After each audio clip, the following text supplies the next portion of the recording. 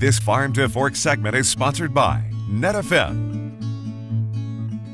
We're here at Jacob's Farms with Jessica Vaughn. And Jessica, you do a fabulous job with herbs, but growing things in a greenhouse, it has its challenges. There are a lot of beneficial parasitic bugs that are taking care of some of the bad stuff you have to deal with. Sure thing. Well, here, especially in our chives, we have an onion aphid, which is our biggest pest here.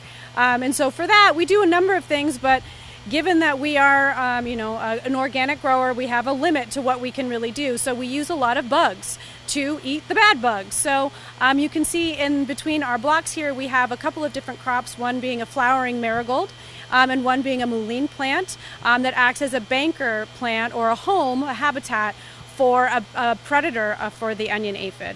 And then we have some other insects that hang out and are attracted to the marigolds, as well as other insects that bother the chives. So everybody kind of lives together in this little harmony, and we kind of inject the beneficial insects into the equation by actually seeding them ourselves. Now, you talked about having the different flowers that are in here and the different plants. So those are specific for certain beneficial, bugs that are going to be attracted to those plants. Exactly. So we have two main key pests for our chives are thrips and onion aphid, which are a black aphid. It's different than, there are many types of aphids. So we specifically have the mullein plants as a banker for a parasite that goes specifically after the onion aphid.